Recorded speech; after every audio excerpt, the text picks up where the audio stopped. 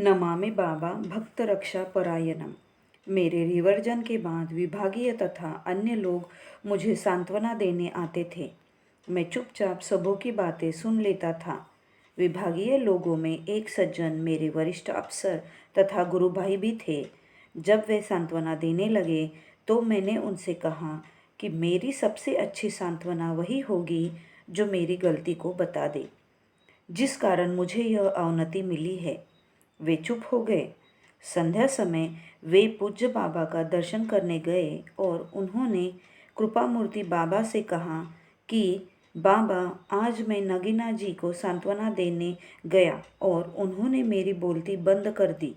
उन्होंने सांत्वना के लिए अपनी गलती जाननी चाहिए और मैं कुछ बता न सका। गलती हो तब तो मैं बताता। पूज्य बाबा ने उनसे भी कहा कि नगीना ने ठीक ही तो कहा है। इस जन्म में तो इतना फूक फूक पर कदम उठाया है कि मुझे भी उसको पकड़ने में 1 साल से अधिकतम समय लग गया। यह तो उसके पूर्व जन्मों के कर्मों का फल है जो उसे आज भोगना पड़ रहा है। फिर भी उसको अपील करने को कहो। बाबा ने अपने 4 जनवरी 55 के पत्र में लिखा था कि मैं कॉम्पोनेंट अथॉरिटी को अपील करूं और अब कुछ मार्गी बंधु भी अपील करने के लिए दबाव डालने लगे। समझ में नहीं आता था कॉम्पोनेंट अथॉरिटी कौन है। घटनाक्रम को देखते हुए मैं समझता था कि कॉम्पोनेंट अथॉरिटी तो सिर्फ बाबा है और एक बार जब मैंने इस पद को उन्हें अर्पण कर दिया तो फिर मुझे मांगने का अधिकार कहाँ। मैं सोचता, क्या दान में दिया वस्तु फिर से वापस लिया जा सकता है। इसी उधेड़बुन में पड़ा था कि अपील करने के लिए दबाव बढ़ने लगा। मैंने अपने विचार एक गुरु भाई के सामने रखा और उन्होंने इस बात को पूज्य बाबा से कहा।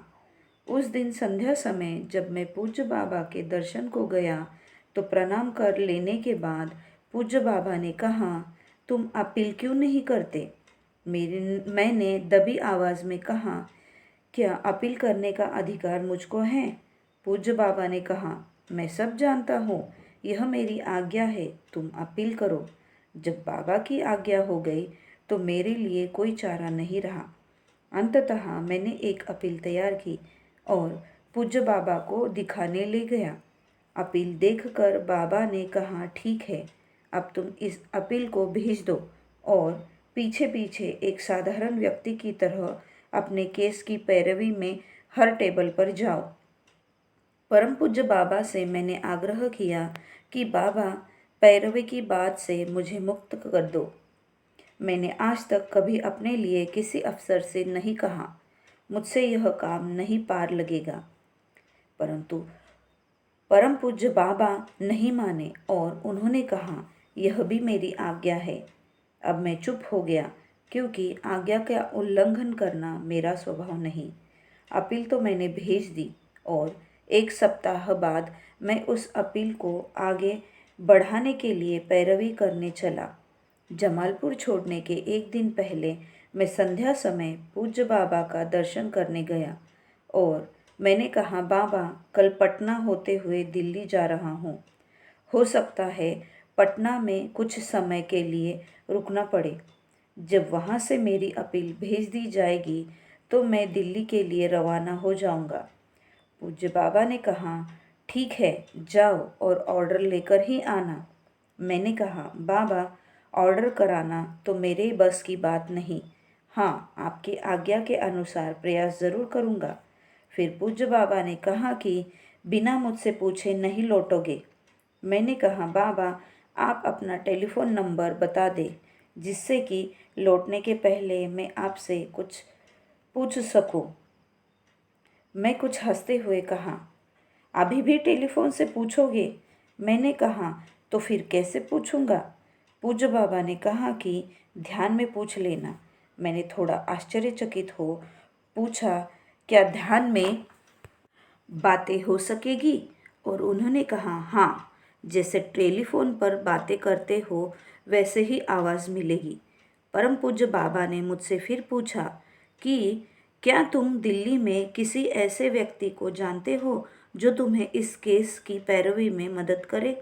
मैंने कहा, हाँ बाबा, मैं कुछ एमपी और 2 मिनिस्टरों को जानता हूँ जो मुझे निश्चित रूप से मदद कर सकेंगे।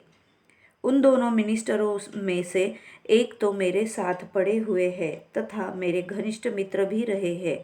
दूसरा कॉलेज के पढ़ाई के समय मेरा समकालीन व्यक्ति है। जिन लोगों से मुझे इस केस में मदद मिलने की संभावना थी, मैंने उन सबों का नाम पूज्य बाबा के पूछने पर बता दिया। दूसरे दिन मैं पटना के लिए रवाना हो गया और पटना पहुंचकर अपने एक विभागीय साथी के यहाँ ठहर गया।